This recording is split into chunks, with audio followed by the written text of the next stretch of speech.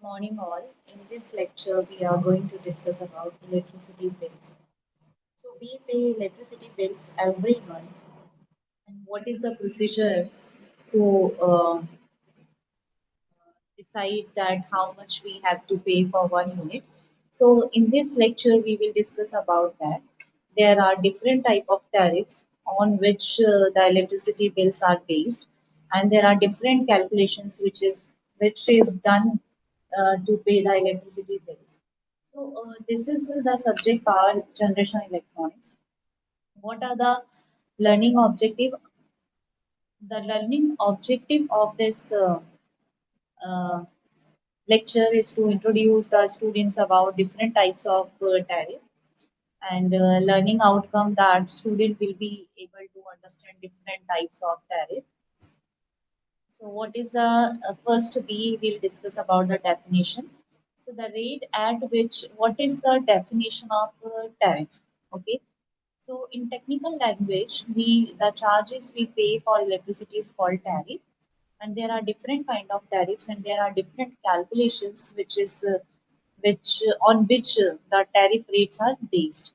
So first we have to understand that what is the definition of tariff. So the rate at which electricity energy is supplied to a consumer is known as tariff.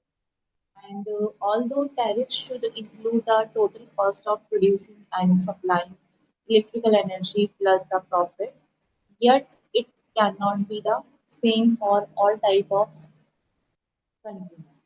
Okay, it will depend upon that how much electricity is consumer is using, which kind of phases he is using. Suppose he is using single phase or three phase. If he has only resistive load or resistive or inductive load and RLC load, motor load, and what kind of consumer is it is industrial or commercial. So it will depend upon the consumer. So although tariff should include the total cost of producing and supplying electrical energy plus the profit, yet it cannot be the same for all types of consumer. So what are the objective? Recovery of cost of producing electrical energy at the power station and recovery of cost on the capital investment in transmission and distribution system and recovery of cost of operation and maintenance of supply of electrical energy. For example, metering equipment, billing, etc. So a suitable profit on the capital investment is done. Now, what are the factors which is affecting the tariff? So there are the following factors that are taken into accounts to decide the electricity tariff. One is your types of load, which kind of load you are using, maximum demand, the time at which load is required, the power factor of load, the amount of energy used. So these are the different factors which is used when you decide that how much charges you have to pay for your electricity bills. So desirable characteristic of a tariff. So the tariff must have the following desirable characteristics: proper return, fairness, simplicity, reasonable profit, attractive, and these are the different types of tariff. One is your simple tariff, flat rate tariff, block rate tariff, two-part tariff, maximum demand tariff, and the power factor tariff, three-part tariff. So these are the different types of tariff. And in detail, we will discuss all kind of tariff. That what is your simple tariff? Why this is called simple tariff? What are the flat rate tariff? Block rate tariff, two-part tariff, maximum demand tariff, the tariff which is depend upon power factor, that is your power factor tariff, three-part tariff. This tariff depend on the three parts. One may be your active power, reactive power, power factor. So there are n number of factors on which your tariff is depend. So first we will understand that what is your simple tariff and what is your flat rate tariff. So let's discuss about your simple tariff. So when there is a fixed rate per unit of energy is consumed, okay? So the energy which you are consuming, that is almost fixed, okay? So that it can be consumed in a uniform way. So in this type of tariff, the price charged per unit is constant. So it does not vary with increase or decrease in the number of units consumed. So the consumption of electrical energy at the consumer's terminal is recorded by means of an energy meter. So what are the advantages of this tariff? Actually, this tariff is very simple and it can be easily calculated, it can be easily applied, easily understandable and easy to apply. Each consumer has to pay according to his utilization. So, what are the disadvantages? Disadvantages of this tariff is there is no discrimination according to the different types of consumers. The cost per unit is higher. There are no incentives and makes the consumer use more electricity. If a consumer does not consume any electricity in a particular month, the supplier cannot charge any money even though the connections provided to the consumer has its own cost. So these are the disadvantages. Now, what are the application of this simple type of tariff? So the simple application of the this tariff is generally applied to the tube wells used for irrigation purposes. So these are the simple application which is applied for calculating this kind of tariff. Now, flat rate tariff. Let's discuss about the flat rate tariff. So in this tariff, different types of consumers are changed at different rates of cost per unit of electrical energy consumed. So different consumers are grouped under different categories and each category is charged money at fixed rates similar to simple tariff. So the different rates are decided according to the consumers. So their load and load factors. So flat rate tariff is dependent upon different factors. Uh, what are the advantages? So more fair to different consumers and simple calculation. But what are the disadvantages? So a particular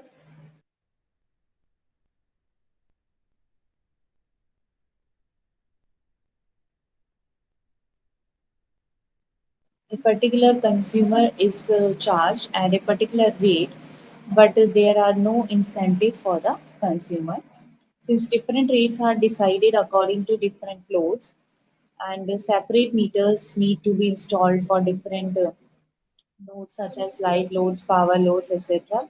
So this makes the whole arrangement complicated and expensive. So all the consumers in a particular category are charged at the same rates. However, it is fairer if the consumers that utilize more energy to be charged at the lower fixed rates. So what is block rate tariff? In this tariff, the first block of the energy consumed is charged at a given rate, and the succeeding blocks of energy are charged at progressively reduced or increased rates. So the rate per unit in each block is fixed, and energy consumption is divided into fixed per unit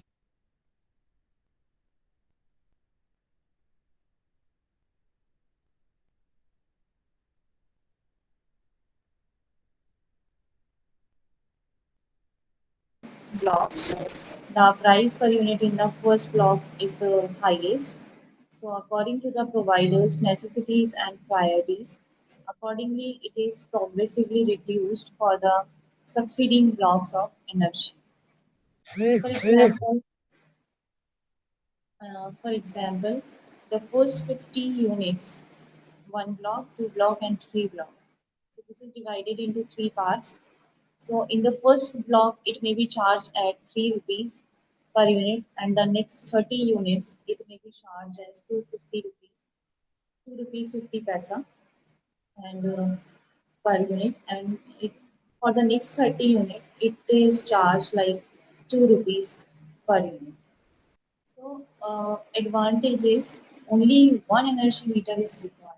Incentives are provided for the consumers due to reduced rates. So, hence, consumers use more energy. This improves load factor and reduced cost of production. Applications generally apply to domestic consumers and small commercial consumers. Next is your two-part tariff. So in two-part tariff, when the rate of electrical energy is charged on the basis of maximum demand of the consumer and the units consumed, it is called a two-part tariff. The total cost charged to the consumers consists of two components, fixed charge and running charges. The fixed charges will depend upon maximum demand of the consumer and the running charge will depend upon the energy consumed. So this is all about your two-part tariff, and it can be expressed as total cost is equal to A kilowatt plus B kilowatt hour rupees, where A is charge per kilowatt of maximum demand, constant which when multiplied with maximum demand gives the total fixed cost, and B charges per kilowatt of energy consumed.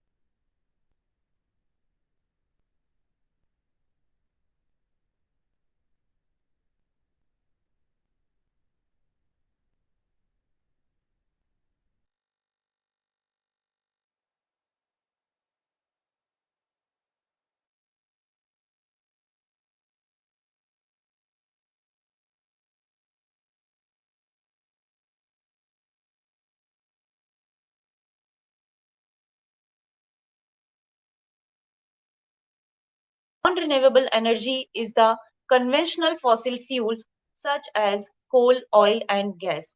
These are the conventional method for last thousand years. We are using these fossil fuel to generate the electricity. But everyone know these are limited sources on the earth. One day it will deplete. One day coal will deplete. One day oil will deplete. One day gas will deplete. Okay. So these are your non-renewable energy sources. Now, next come to the what do you think non-renewable resources are, which is available in the market? So we break it down in two parts, non-renewable and another one is your resources. Okay. So first we will consider non-renewable resources.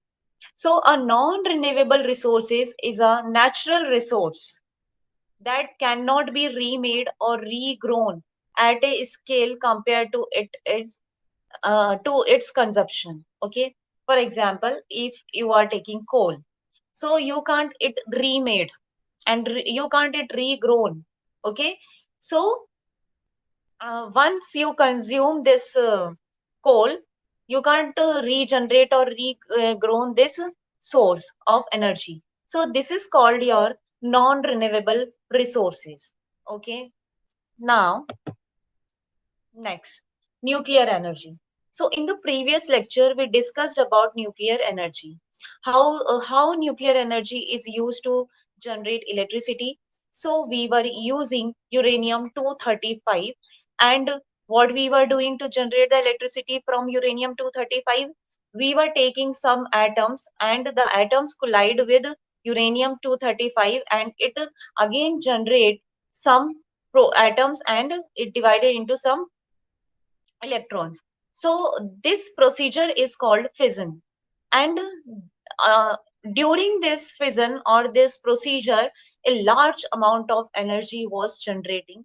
That energy was using to heat up the water, and water was converting into the steam. Then that steam was going to the turbine blades.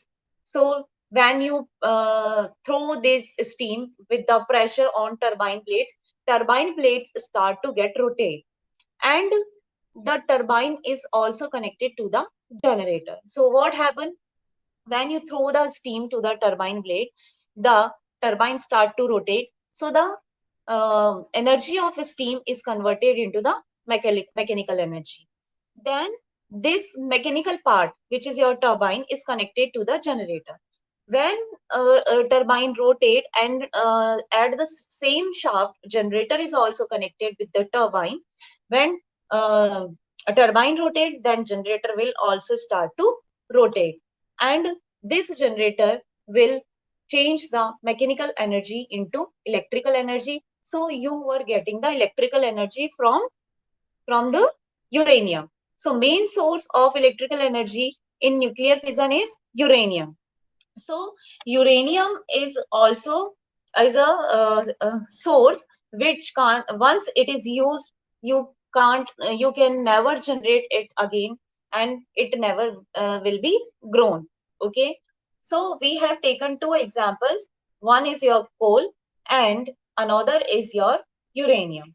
So both resources of uh, generating electricity cannot be grown and reused, right? Once it is gone, it is gone. Now, coal, petroleum, and gases. So everyone knows the price of petrol is increasing day by day. So everyone knows that the petrol is limited on the earth. Okay. So coal, petroleum, and natural gas as considered non-renewable because they cannot be replenished in a short period of time. These are called fossil fuels. Okay. Now I hope you are able to understand that what is your fossil fuel. So fossil fuel means that they cannot be reused, they cannot be regrown, they cannot be regenerated. Once it is consumed, it is consumed. Okay.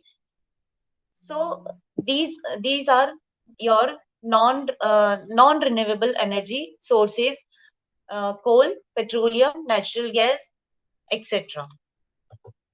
Now, first we'll talk about that how is coal made. So it would be better to understand that why coal is called your fossil fuel and why it is limited. Actually, before 300 million years ago, the dinosaur and many game plants died in swamps. Okay. Then what happened? uh, you can see that this is your plant, they get dead, and these are your dead plants.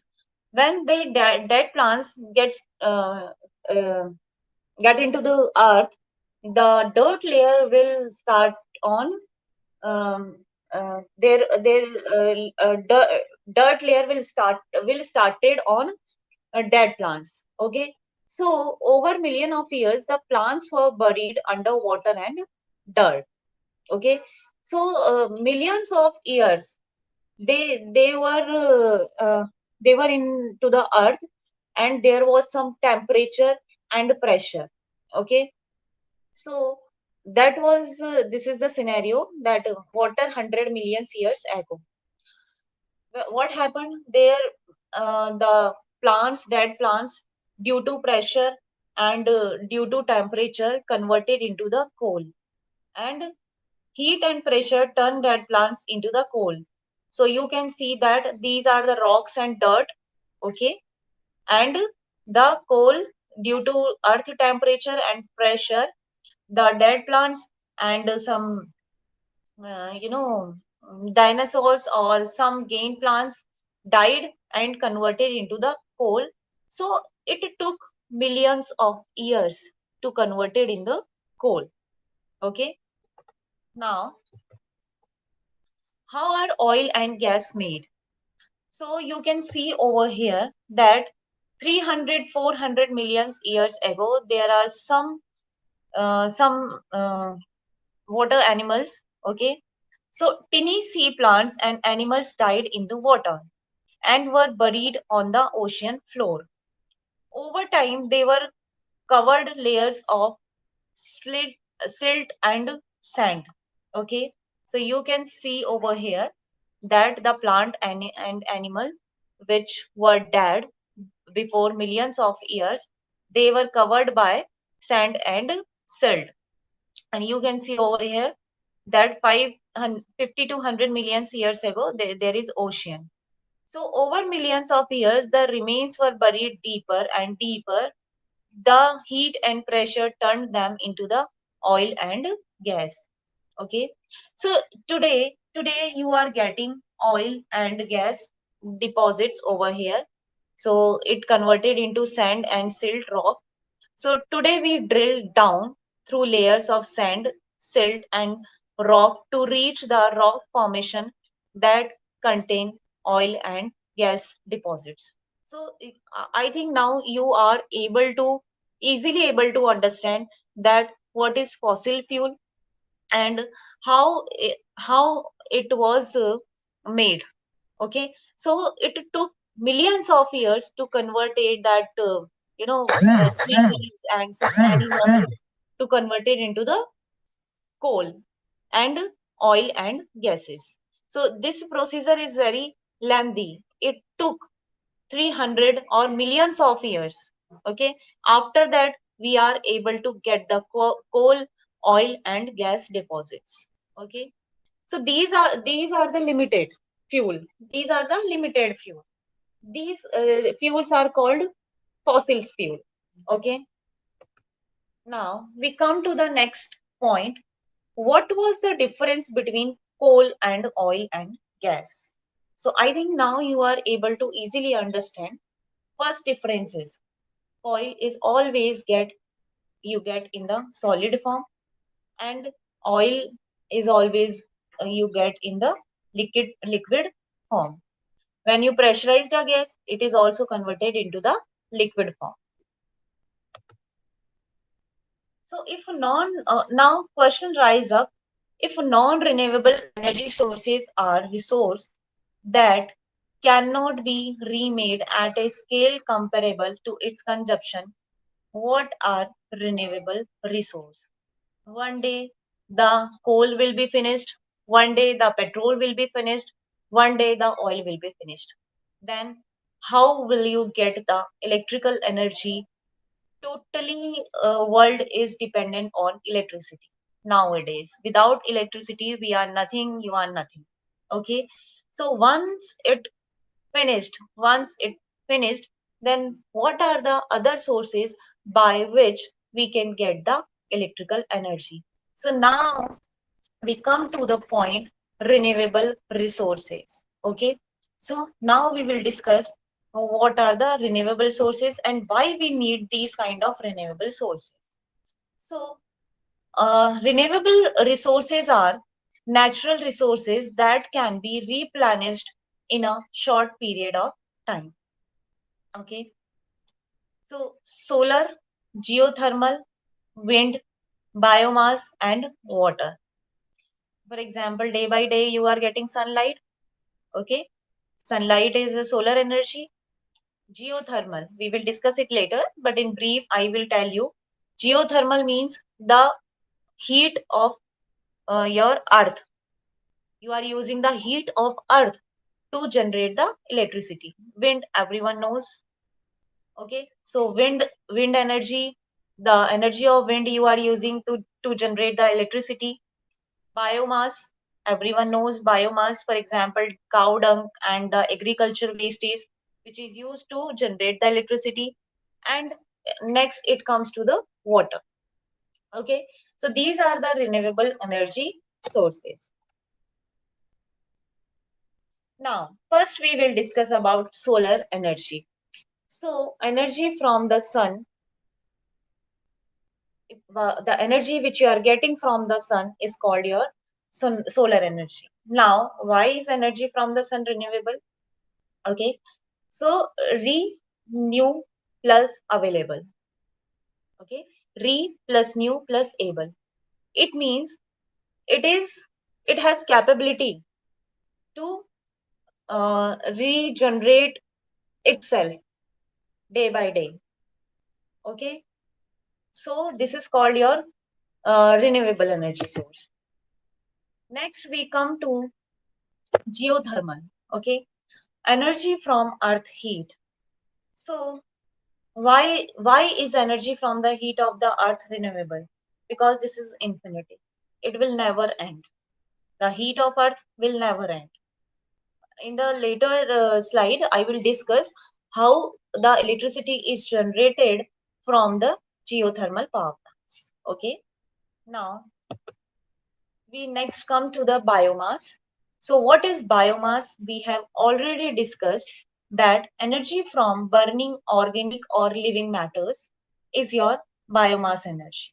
Okay, so um, you can see that these energy sources are also infinity. Trees, you can regrow the tree. Cow dung, it is also available every time. And third one is your agriculture waste. So these are your renewable energy sources. Now let's come to the next point, which is water or hydroelectric. So what is your hydroelectric uh, energy? Actually, I have already discussed in hydropower plant that the energy of water we are using to generate the electricity.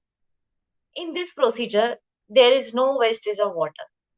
Okay, so we have already discussed about hydropower plants. Okay, so energy from the flow of water, the water which is running or flowing, its energy is used to generate the electricity by some procedure, the procedure which we have already discussed in the previous lectures. Okay, in detail. So now we comes to the consumption method at international level, national level and state level. So energy consumption, you can see over here, there are four columns. One is your sectors. Sectors, it may be your industry, it may be your transport, it may be your domestic, it may be your commercial, it may be your others. International level and national level. And this is your state level. So what is international level industry? The consumption of energy at international level is your 51.7%, and at national level it is your 29%, and state level this is your 25%. Okay, now in transportation, the energy which is consumed in the transportation of mm, uh, energy which is consumed in the transportation of uh, international level, this is your 26.6%. And the energy which is using and the energy which is using at the national level, which is your 27%. Okay,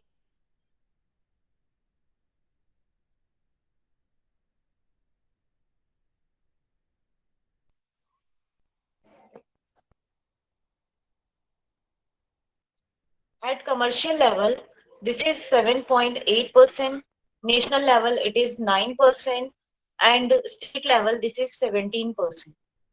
Others, international level is 0, national level is 5%, and state level is your 8.4%. So this is the sector wise energy consumption pattern. Okay, so most of the energy consumption is in industry. Okay, after that it is in transport. Third one is your domestic purpose, then it is your commercial purpose, then for your other purposes. So by this by these rows or data, we can easily compare the consumption of electrical energy. Now, global uses by the source. Now we come to the sources, and we have already discussed about the sources of energy, which may be your renewable energy sources, which may be your non-renewable energy sources. So what is happening? In the non-renewable energy sources, it comes coal, natural gases, diesel, and petrol. In renewable and nuclear and hydro. In nuclear energy, renewable energy sources, uh, it is used solar power, and biogas, and some other sources, which is comes into the renewable energy sources. So the maximum energy which is generating in India just because of your coal, which is 60.8%. Okay, you can see over here, which is 60.8%. After that, it comes to the natural gases. So from natural gases, you are generating 8.4%. Then from diesel, you are generating electrical energy, that is 0.4%. After that, it comes to the nuclear energy, which is your 21%, and hydro energy, which is your 15.3%. Then it is renewable energy sources, which is your 13%. Okay, so these are the sources which we are using to generate the energy or getting the energy. So maximum amount of energy we are getting from the coal, and minimum amount of the energy we are getting from the diesel. Okay, so this is the global scenario of energy which is used. Now we come to the advantages and disadvantages of energy sources. So what is energy sources? We have already discussed there are many kind of energy sources.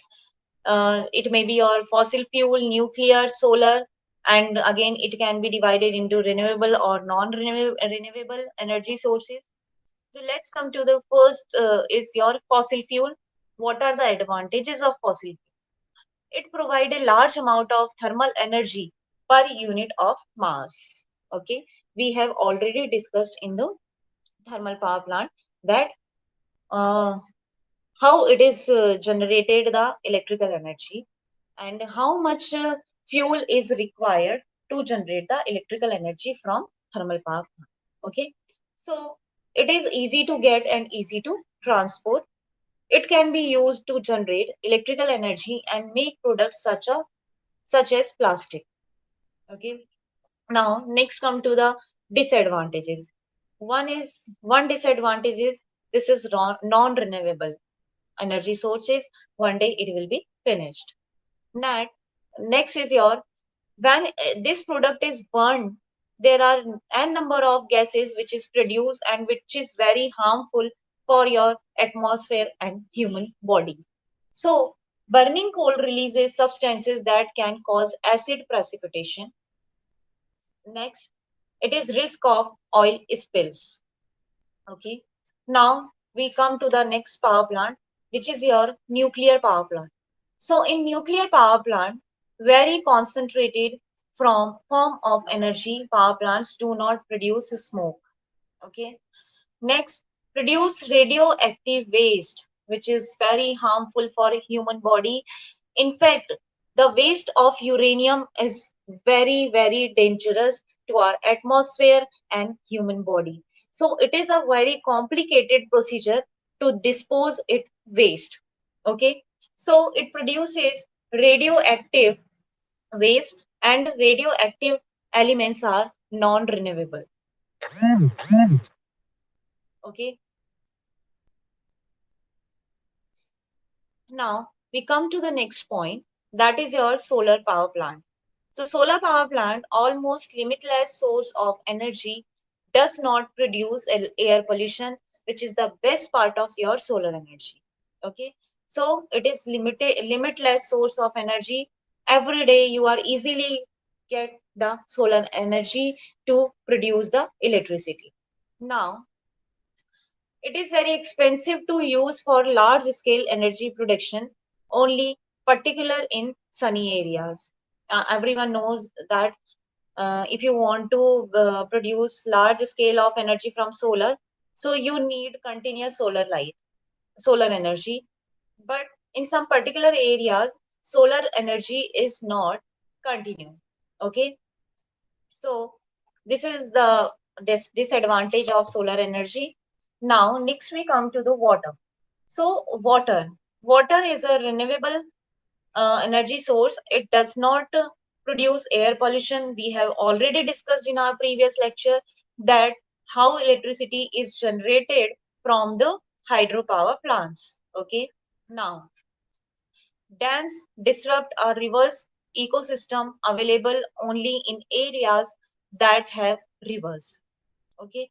So everywhere you can't get the water. There are some particular areas where you can easily get the water, some hilly stations and some like in India, if you want if you check that there are south and eastern area where you can easily get the water resources. Okay, but in Rajasthan it is very difficult to get the water resources to generate the electricity. Okay, so most of the power plant in Rajasthan is that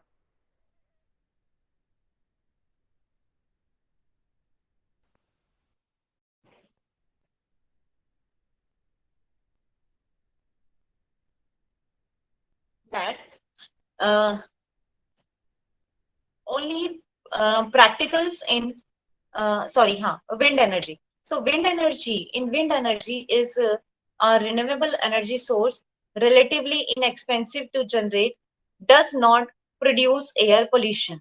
Okay, so only practical in windy areas. Practically, it is not possible to get wind over the all over the areas, because there is some particular speed after that you can generate the electricity of wind. Okay, so wind is a renewable energy sources, relatively inexpensive to generate electricity, does not produce any air pollution. Next is your only practical in windy areas. Next come to the geothermal power plant. So almost limitless source of energy. Power plant require little land. So only practical areas near hot spots where you can use heat energy of the earth to generate the electricity. So the wastewater which is coming from the ground after getting it heat to generate the electricity, it can damage the soil. So this is the disadvantage of geothermal power plants. So basically these are your different kind of resources of energy by which you can get the electrical energy, or you can generate the energy. Okay, but there are some advantages and disadvantages of these sources of energy. Now next is your biomass, which is your renewable energy sources. And actually, if you want to generate a large amount of energy from biomass, it requires a large area for farming. Okay, and second thing, it produces smoke. Okay, so this is the advantage and disadvantage of biomass. Now we come to the solar energy sources. So what is solar energy sources? Modern residential solar power system use photovoltaic to collect the sun's energy. And photo means produced by light, and voltaic is electricity produced by a chemical reaction. Okay, so commercial residential PV modules. Actually, what is PV modules? I think I must explain to you. actually PV modules are made of semiconductor devices like PN diode. Okay, so PN junction. Okay, so these are connected in series or parallel to make a form of array. Okay, when sunlight fall on these modules, it start to, due to thermal reaction, the free electron start to get out of its conduction layer. Okay, so free electrons start, if you apply any kind of if you complete any kind of circuit, then this free electrons start to flow, and flowing of electrons is your electricity. Okay, so you can say moving of electron is your current. So commercial residential PV modules range in power output from 10 watt to 300 watts in a direct current. It comes into the form of DC current. So a PV module must have an inverter, because in our house and most of the places we are using AC power. So the electricity, so you can say the output you are getting from solar energy, that is your DC output. Okay, so if you want to convert into the AC, then you have to take a inverter to convert this uh, electricity, or to make it useful. Okay, so it required inverters. Now this is the zonal energy source. You can see over here that the sunlight is falling on your solar panel, which is your PV modules. Then electric current start to flow, which is your DC current, and there is a charger or a charge controller which control the battery system. This DC power is stored in the form of battery over here, and then it is passes to the inverter, which convert DC power into AC power. Now, solar energy applications. So heating solar energy can be applied in many areas. Nowadays it is very popular. So number one, heating and cooling of residential buildings, you are using solar power plants. Solar, second is your solar water heating. Third is your solar drying of agriculture and animal products. Then salt production by evaporation of seawater. Then solar cookers, solar engines for water pumping, solar refrigeration, solar electric power generation, solar photovoltaic cells, which can be used for electricity, and solar furnaces. So these are the solar energy applications. Now, next we come to the wind energy sources. So wind energy is a free renewable resources. So no matter how much it is used today, because you are not paying money for to getting the wind. Okay. So there will still be the same supply in the future. Wind energy is also a source of clean, non-polluting electricity. Unlike conventional power plants, wind power emit no air pollution or greenhouse effect. Right. So it is a clean fuel resource. Wind energy does not pollute the air like power plants, for example, thermal power plants. So like thermal power plants that rely on combustion of fossil fuel, such as coal or natural gases, which emit particular matter, nitrogen dioxide and sulfur dioxide, causing human health problems and economic damages gases. Okay. Now this is your the layout of your wind power plant that you can see over here. And a particular you are if you get the wind at a particular speed, it start it will start to rotate. These plates start to rotate, and when it start to rotate, it is connected to the generator. When it rotates, generator also rotate, and it will convert wind energy into the electrical energy. Now next point is your geothermal energy sources. So geothermal energy is heat from within the earth. We can recover this heat as steam or hot water and use it to heat buildings or generate electricity. So it is a natural part of the energy flow within the Earth's depth. Now, most of the commercial grade production geothermal energy is harvested along localized geothermal systems, where the heat flow is near enough to the surface that hot water or steam is able to rise either to the surface or to depth that we can reach by drilling. Next, we come to the tidal power, which is also very important, but everywhere we can't use tidal power to generate the electricity. So, tidal power or tidal energy is a form of hydro power that converts the actually the tidal tides which is coming into the sea and anywhere the it contains a large amount of energy.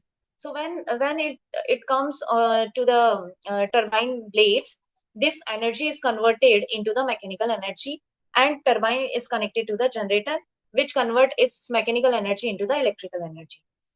So tidal power or tidal energy is a form of hydropower that converts the energy obtained from tidal into useful form of power, mainly electricity. So tidals are more predictable than the wind and the sun. Okay. So we will discuss it in detail how tidal power plants works and what is the complete procedure to generate electricity from the tidal power plants. So tides are more predictable than the wind and the sun. Among sources of renewable energy source, tidal energy has traditionally suffered from relatively high cost and limited availability of sites with sufficiently high tidal ranges or flow of velocities, so constricting its total availability. Now, this is a simple layout of tidal energy, that this is your sea. When tides came, it collide with the turbine. It turbine gets rotated, and this turbine is connected to the generator, which convert mechanical energy into the electrical energy. And when tides go down, going out, then it is also converting its mechanical energy into the electrical energy. Next is your biomass energy. So biomass is organic material that comes from plants and animals, and it is a renewable source of energy. So biomass contains stored energy from the sun. Plants absorb the sun's energy in a process called photosynthesis. When biomass is burned, the chemical energy is biomass is released as a heat. So these are the sources of biomass. This is sewage, municipal solid waste, animal residuals, industrial residues, forestry crops residues, and agriculture crops and residues. So these are the big source of your biomass sources, biomass energy. Now, I think now you are able to understand easily what are the renewable and non-renewable energy sources. Now we comes to the MCQ.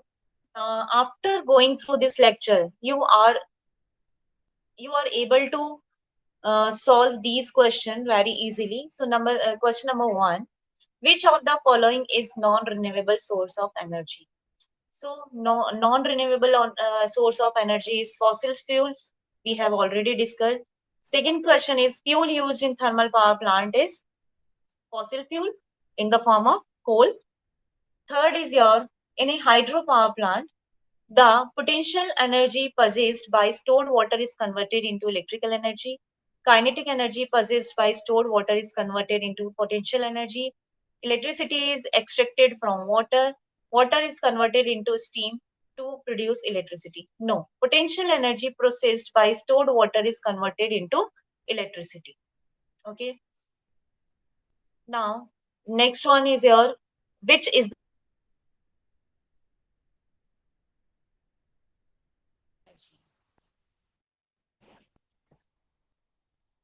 sun is the ultimate source of energy. Which one of the following forms of energy leads to least environmental pollution in the process of its harnessing and utilization? So, environmental pollution is basically from the thermal energy. Next question is your ocean thermal energy is due to energy stored by waves in the ocean. temperature difference at different level in the ocean, pressure difference at different level in the ocean, tides arising out in the ocean. So this is basically from temperature difference at different level in the ocean. Now, the major problem in harnessing nuclear energy is to how we have already discussed, it is very difficult to dispose of spent fuel safely because it is very harmful your human body. Now, the main constitute of biogas is methane. The second last question is the power generated in a windmill is more in rainy season, doesn't matter rain is coming or not, depends on the height of the tower, depends on wind velocity.